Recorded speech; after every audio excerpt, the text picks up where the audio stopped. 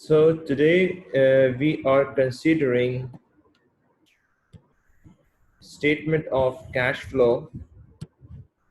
Here the examiner has mentioned in syllabus simple cash flow. This was basically A2 topic. IAS 7 is applied on it, a statement of cash flow. It is one of the financial statement and useful for making decisions, finance decisions. Like if company wants to take loan, first of all, the lender asks or the bank asks for statement of cash flow. It is pure A2 topic, but in recent change in syllabus 2016, the examiner is included simple cash flow in AS level. Although complete question is not set since 2016,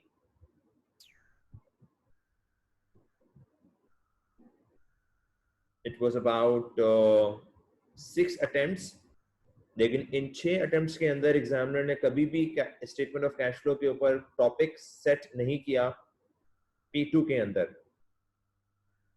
P1 में हल्का फुल्का MCQs वगैरह examiner जरूर कभी कभी test कर लेता है, लेकिन वो सब का सब डेप्रिसिएशन और अपनी नॉर्मल वर्किंग से सॉल्व हो सकता है। But here I want to give some brief description for AS level. We will not go for in detail. हम AS लेवल में इस वक्त पढ़ रहे हैं, लेकिन ये कैश फ्लो का टॉपिक A2 का था, A2 में अभी भी है और बहुत डिटेल में है, जिसके ऊपर एग्जामिनर बहुत ज्यादा वेटेज का क्वेश्चन सेट करता है। पहले 40-40 मार्क के आते थे, अब A2 के अंदर भी 25 मार्क के क्वेश्चंस हो चुके हैं। All 6 question in A2 level are for 25 marks और कैश फ्लो बहुत ज्यादा एग्जामिनर पूछता है। It is one of the financial statement and IAS भी है, IAS 7 इस पे अप्लाई होता है। तो A2 में बहुत ज्यादा इंपॉर्टेंट है, AS में इंपॉर्टेंट नहीं है, लेकिन फिर भी हम थोड़ा बहुत ब्रीफ डिस्कशन सर आपको दे रहे हैं। सबसे पहले मैं चाहूंगा कि आप इस पे थोड़ा सा आइडिया ले लें। मेन एक्टिविटीज कैश फ्लो में कौन कौन सी होती हैं? Main activities, there are 3 main activities. Number 1, operating activities,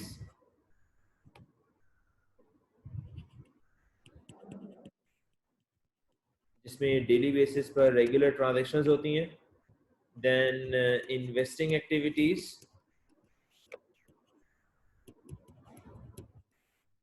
और लास्ट में हमारे पास होते हैं फाइनेंसिंग एक्टिविटीज।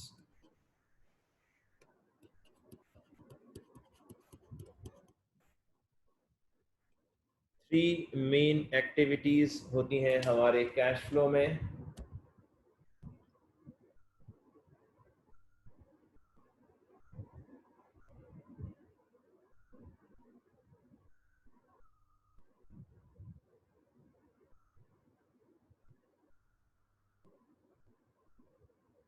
अब मैं आपको इनके बारे में बताता हूं।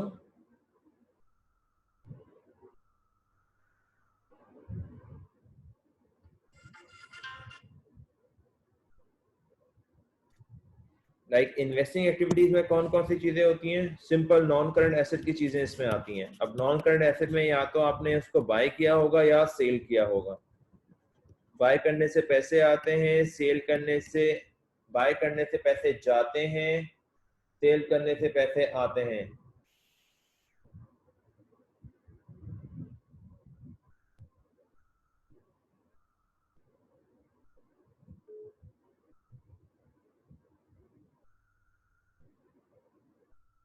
तो पैसे का आना, पैसे का जाना, टॉपिक हमारे पास कैश फ्लो है। कैश फ्लो का मतलब भी यही होता है, कैश फ्लो। हम लोग पढ़ रहे हैं cash flow, statement of cash flow पूरा टॉपिक का नेम है। Statement of cash flow, cash in cash out होता है। तो सिर्फ वो चीजें आती हैं जिसमें पैसा आ रहा हो पैसा जा रहा हो।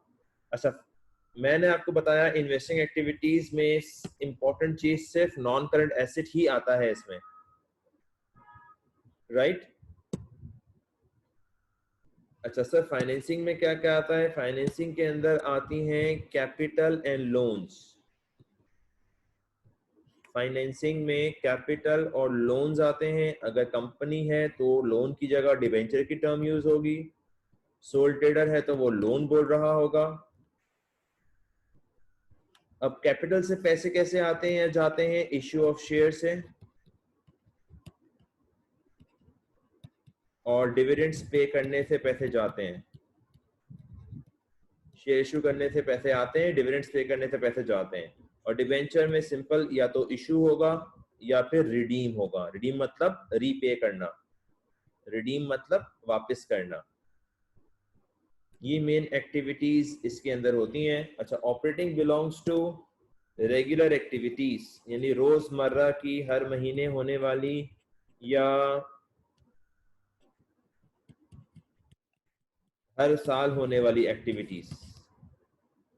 इसके अंदर इंटरेस्ट भी आता है, इसमें इनकम स्टेटमेंट आती है पूरी की पूरी, sales, purchase, expenses, other income, plus इसके अंदर इंटरेस्ट पेड भी आता है। जाहिर है हर महीने, हर साल, हर क्वार्टर होता है। टैक्सेशन पेड आता है, तकरीबन हर साल ही होता है। तो ये ट्रांजैक्शंस हमारी ऑपरेटिंग एक्टिविटीज में आती हैं। अब आइए मैं जरा आपको फॉर्मेट ब्रीफ कर रहा हूँ। तो अगेन मैं बता चुका हूँ, एएस लेवल के अंदर इसको बहुत हल्के लेवल पर अंडरस्टैंड करना है, सिर्फ ओवरव्यू लेना है, ऐसा समझें। एएस लेवल में A2 के अंदर A2 स्टूडेंट्स के लिए ये बहुत इंपॉर्टेंट टॉपिक है। A2 टॉपिक A2 वालों के लिए डू एंड डाई की सिचुएशन है। जो एएस से A2 में इंशाल्लाह नेक्स्ट ईयर आएंगे उनके लिए ये हल्का सा ब्रीफ लेना इंपॉर्टेंट होगा। एएस लेवल में हम एक्सपेक्ट नहीं कर रहे कि इस पे क्वेश्चन सेट किया जाए। आइए थोड़ा सा फॉर्मेट हम रिव्यू कर लेते हैं।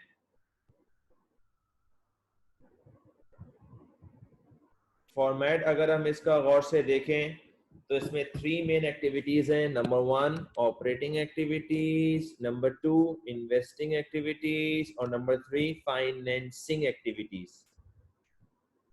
तीनों एक्टिविटीज का नेट, ऑपरेटिंग का नेट, इन्वेस्टिंग का नेट, फाइनेंसिंग का नेट, तीनों का नेट आखिर में जाता है और पूरे साल का नेट बन जाता है, net cash during the year. इसमें लास्ट ईयर वाला ओपनिंग ऐड करते हैं, ऑटोमेटिकली एंडिंग वाला आंसर आ जाता है। इसी पार्ट को रिकंसिलेशन भी कहा जाता है।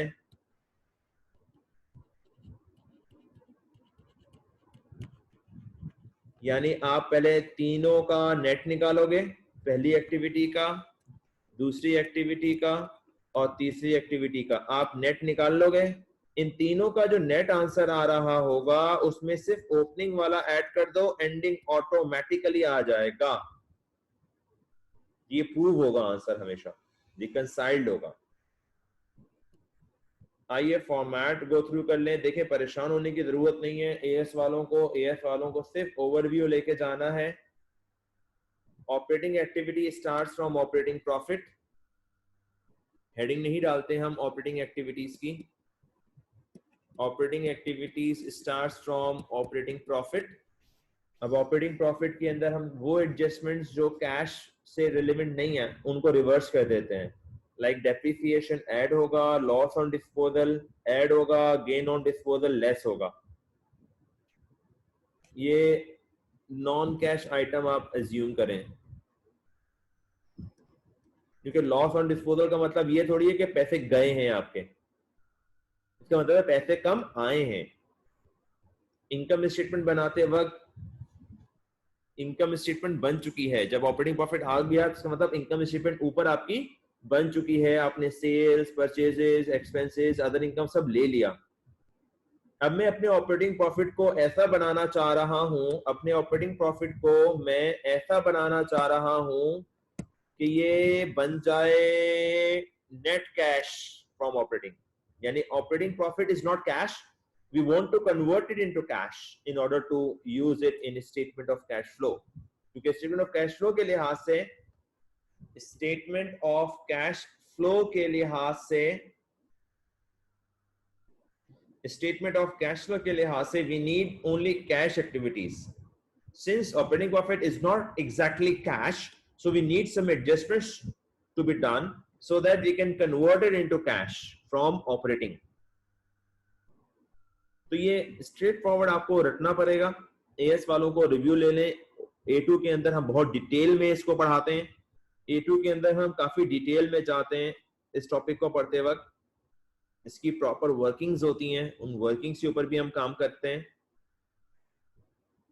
उसके बाद नेक्स्ट आ रही है हमारी एडजस्टमेंट्स ऑफ वर्किंग कैपिटल्स, यानी करंट एसेट और करंट लायबिलिटीज की एडजस्टमेंट्स आती हैं. इंक्रीज और डिक्रीज इन इन्वेंट्री, बढ़ रहा होगा तो माइनस, कम हो रहा होगा तो ऐड, बढ़ रहा होगा तो माइनस, कम हो रहा होगा तो ऐड. इस तरह है ये सिचुएशन. करंट एसेट जितने भी हैं वो बढ़ रहे होंगे तो ऐड, कम हो रहे होंगे तो लेस. करंट लायबिलिटीज ऑपोजिट है, बढ़ रही होंगी तो ऐड, कम हो रही होंगी तो लेस.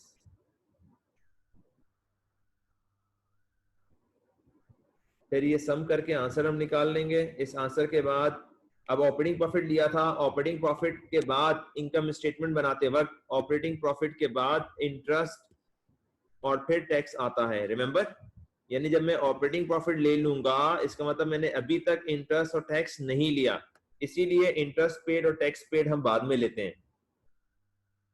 और अगर रिडीमेबल प्रेफरेंस डिविडेंड है तो वो भी बाद में माइनस होंगे. ये सब माइनस करने के बाद हमारे पास आंसर आएगा net cash from operating activities.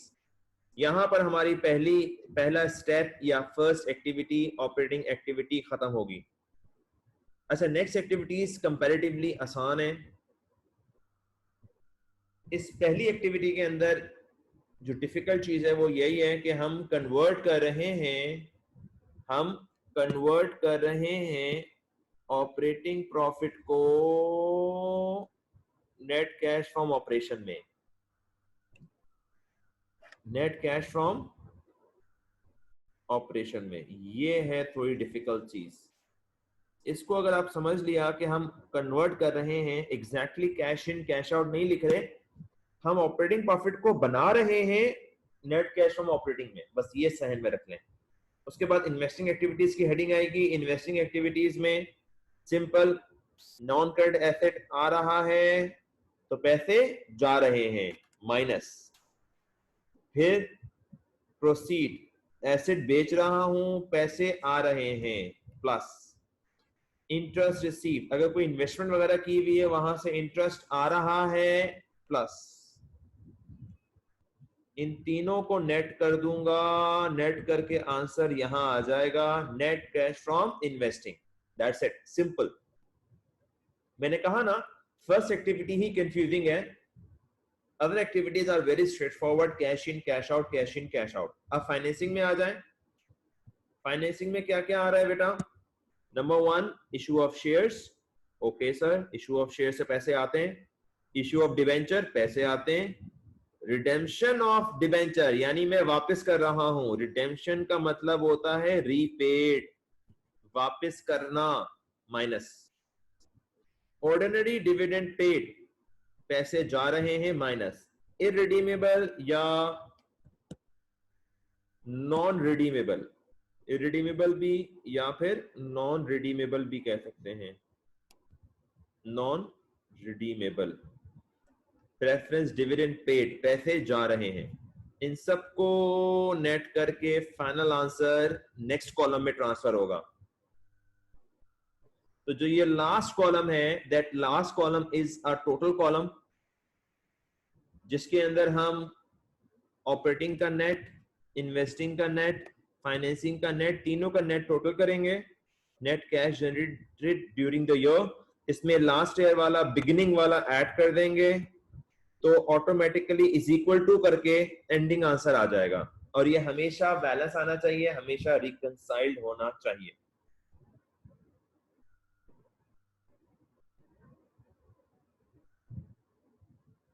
So this is the complete format: operating, investing, and financing activities. Operating activities, investing activities, financing activities. तो हमारी एग्जामिनर से भी कई दफा इस पे बातचीत हुई है, वर्कशॉप्स अटेंड की हैं सर ने, पाकिस्तान में भी, पाकिस्तान से बाहर भी, जकार्ता, इंडोनेशिया में भी जाकर सर ने वर्कशॉप्स अटेंड करी इसकी। एग्जामिनर से बहुत डिटेल में बात हुई, इस मौजू पे भी बात हुई कि भाई एएस लेवल में आपने ये कैश फ्लो शामिल कर दिया तो किस एक्सटेंट तक हम इसे कवर कराएं। तो एएस लेवल में एग्जामिनर ने साफ साफ बोला है कि we are not expecting any sort of adjustments और uh detail calculations as we have in A2 level. A2 के अंदर जो हमारे पास मेन वर्किंग्स होती हैं, ऑपरेटिंग प्रॉफिट निकालने की वर्किंग्स या एक्सपेंसेस की वर्किंग्स, तो एडजस्टमेंट्स हम एक्सपेक्ट बिल्कुल भी नहीं कर रहे, ना हम लोग देंगे एएस लेवल में। So keep it very clear. तो एएस लेवल में सिर्फ फॉर्मेट को ओवरव्यू करके जाइएगा, और मैंने कुछ सैंपल क्वेश्चन मैंने बनाए हैं, उसको देख लेते हैं। आइए, here we have a question, ABC limited cash flow बनाना है according to IAS 7।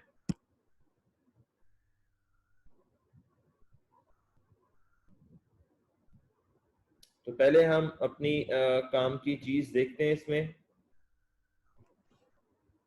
Net profit before taxation दिया हुआ है और इंटरेस्ट पेड दिया हुआ है। अब मैं ऑपरेटिंग प्रॉफिट निकाल सकता हूं इसका, सोच के बताएं जल्दी जल्दी। Operating profit should be net profit before tax plus interest, क्योंकि माइनस करने से आता है तो इंटरेस्ट एड बैक हो जाएगा। This is how we calculate 1 million plus 10,000 will be your operating profit.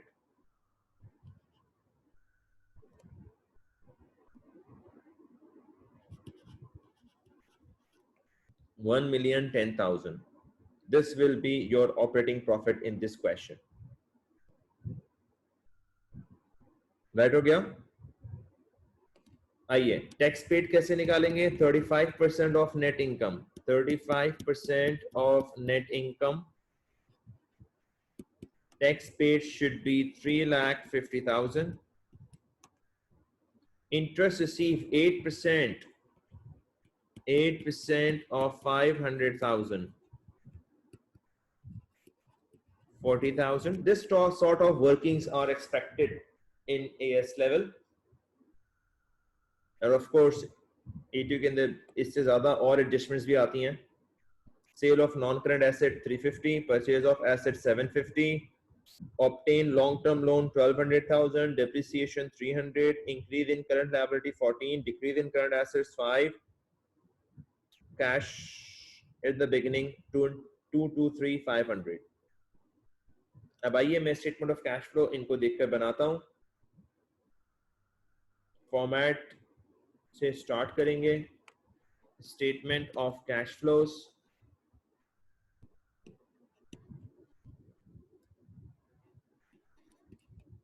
Figures काफी ज्यादा है, बड़ी हैं। ऑपरेटिंग प्रॉफिट से स्टार्ट कर रहे हैं sir. Operating profit is 1010।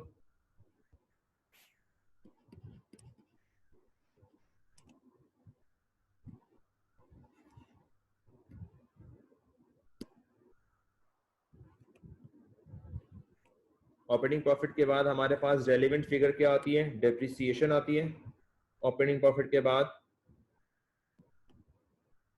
There is no loss no gain. Operating profit के बाद इमीडिएटली डेप्रिसिएशन इसमें ऐड बैक हो जाएगा। Depreciation is 300,000।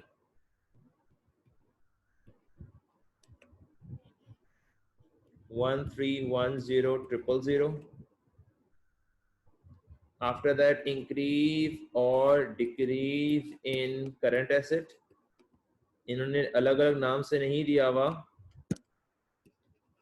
इन्होंने अलग अलग नाम से नहीं दिया हुआ। एक साथ टोटल दिया हुआ है, तो ये रूल याद रख लीजिएगा, करंट एसेट बढ़ रहा होगा तो माइनस। आइए अब हम देखते हैं करंट एसेट के बारे में क्या कह रहा है। ये डिक्रीज हो रहे हैं 5000, डिक्रीज हो रहे हैं तो ऐड हो जाएगा, और करंट लायबिलिटीज इंक्रीज हो रही हैं 14, करंट लायबिलिटीज इंक्रीज हो रही हैं 14, ये भी ऐड हो जाएगा।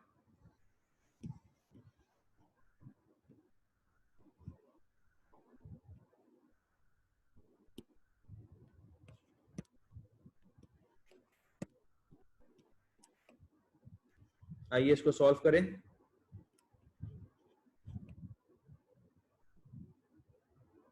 Five year,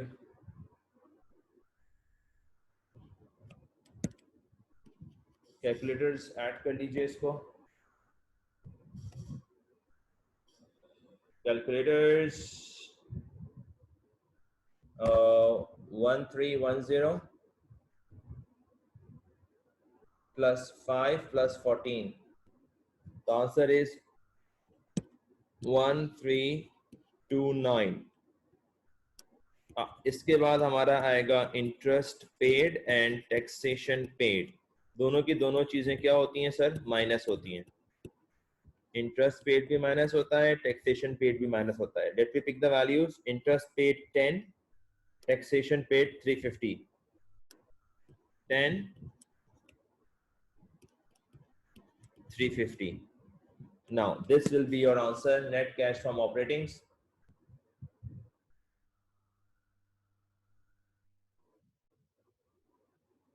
969. This 969 is net cash from operating activities.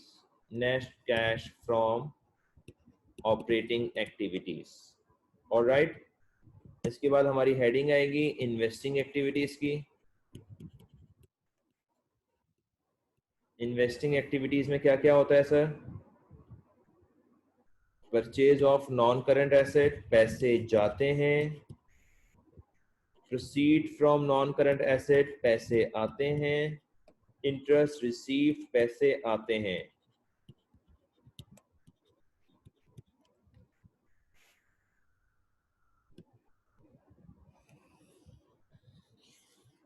थोड़ा हम दूर ले जाते हैं ताकि हम डिटेल लिख सकें।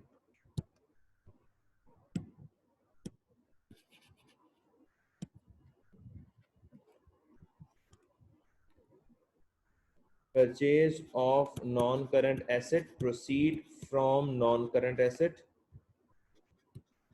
interest received। आइए ये तीनों चीजें पिक करते हैं। Purchase of non current asset 750 जा रहे हैं आपके पास, पैसे 7,50,000 हमारे पास से जा रहे हैं। एसेट आ रहा है, पैसे जा रहे हैं। Sale of non current asset 350, पैसे आ रहे हैं। इंटरेस्ट रिसीव्ड 40,000, पैसे आ रहे हैं। इन तीनों को नेट कर लीजिए तो आपके पास आंसर आएगा net cash from investing activities.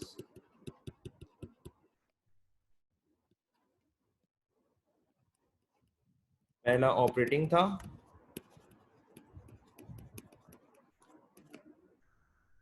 इन तीनों का नेट कीजिए।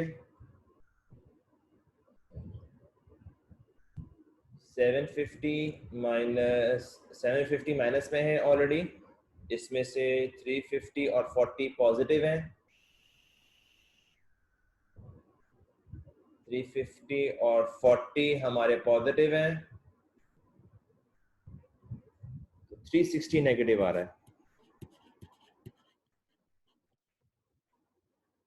A2 वाले कंफर्टेबल होंगे इसमें, लेकिन AS वालों को डिस्टर्बेंस होगी। लेकिन मैं सिर्फ एक सवाल करा रहा हूं for the sake of just knowledge.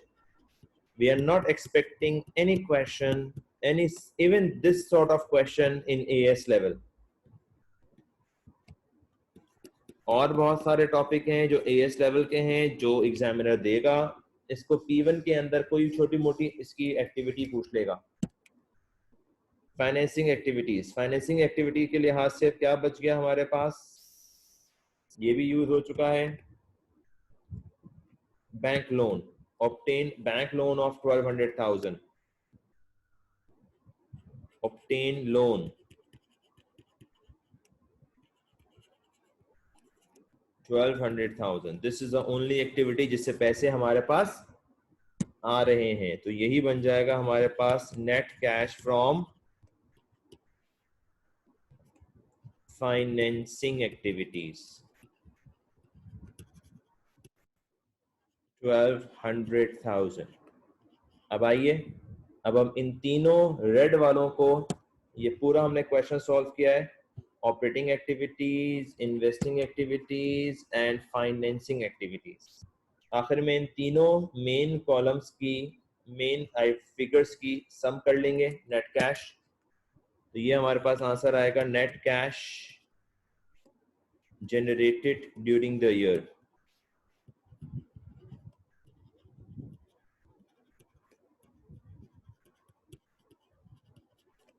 Ji class, total कर लीजिए इसका, माइनस का 360 है, प्लस का 1200 और प्लस का 969, 1809,000, जिसके अंदर हम लोग बिगिनिंग वाला ऐड कर देंगे cash, beginning cash and cash equivalent,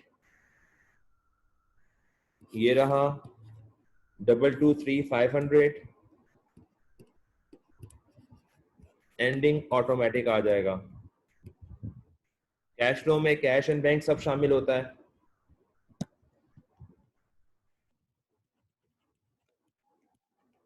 अगर ओडी होती है तो वो नेगेटिव कहलाती है। आखिर में इन दोनों को ऐड कर लेंगे, 20,32500। This is the story of simple cash flow. Although AS level के ऊपर इसको अंडरस्टैंड करना ऑफ कोर्स डिफिकल्ट है, मैं पहले ही बड़ी तमीद बांध चुका हूं, we are not expecting a question from examiner, we are not expecting any question in AS level. Yes, for A2 it is so important. The first part is operating, the second part is investing, and this part is financing. आखिर में इन तीनों को net करके पूरे तीनों का net निकालते हैं, उसमें बिगिनिंग वाला ऐड कर देते हैं, एंडिंग वाला ऑटोमेटिक आ जाता है। Main activities operating, investing, financing. मैंने आपको अभी थोड़ी देर पहले ब्रीफ किया था main activities of cash flow. Operating में रेगुलर एक्टिविटीज होती हैं, इनकम स्टेटमेंट होती है, इंटरेस्ट टैक्स वगैरह होता है। इन्वेस्टिंग एक्टिविटीज में non current assets, investments, buying and selling of non current assets, interest receive from investments, ये होती हैं। फाइनेंसिंग एक्टिविटीज में फाइनेंस से रिलेवेंट चीजें होती हैं कि how you will generate the finance, either through capital और थ्रू लोन्स। या तो लोन हम ले रहे होंगे या वापस कर रहे होंगे, और कैपिटल फॉर्म में या तो अगर सोल ट्रेडर है एडिशनल इन्वेस्टमेंट आएगी, ड्राइंग्स आएगा। अगर इसके सोल ट्रेडर है तो इशू ऑफ शेयर की जगह कैपिटल इंट्रोडक्शन आ सकती है, नया कैपिटल इस साल इंट्रोड्यूस किया है ओनर ने, और डिविडेंड की जगह ड्राइंग्स, अगर सोल ट्रेडर है तो ड्राइंग्स आ सकता है। जाहिर है पैसे जा रहे होंगे ड्राइंग्स में, माइनस होगा। ये स्टोरी है कंप्लीट कैश फ्लो की। So do look at it, format को अगेन जरा गो थ्रू कर लीजिएगा। This is complete format, almost everything is included in it. Income statement से ये आंसर ऑपरेटिंग प्रॉफिट हमने उठाया था। पहला हमारा टारगेट यही होता है कन्वर्जन, कन्वर्ट ऑपरेटिंग प्रॉफिट, ये जो मैंने बनाया है एरो, ये कन्वर्ट करने के लिए बनाया है। हमारा टारगेट ये होता है कि हम नेट प्रॉफिट को या ऑपरेटिंग प्रॉफिट को कन्वर्ट कर दें नेट कैश फ्रॉम ऑपरेटिंग में, क्योंकि बना रहे हम स्टेटमेंट ऑफ कैश फ्लो है, हर चीज कैश फ्लो फॉर्म में चाहिए, कैश फॉर्म में चाहिए। तो प्रॉफिट एग्जैक्टली कैश होता नहीं है, तो हमें पहली एक्टिविटी यही करनी होती है कि प्रॉफिट को कैश में कन्वर्ट करें, और उसके लिए ये सारी डिटेल ट्रांजैक्शन है ऑपरेटिंग एक्टिविटी की फॉर द कन्वर्जन। बहुत सारी बातें इसमें बहुत कम समझ आई होंगी, लेकिन वो A2 लेवल के लिए हैं। A2 के अंदर हम डिटेल वर्किंग्स के साथ, डिटेल डिस्कशन के साथ इसको सॉल्व करेंगे। Thank you. अपना अपने घर वालों का ख्याल रखिएगा। अल्लाह हाफिज, फी अमान अल्लाह।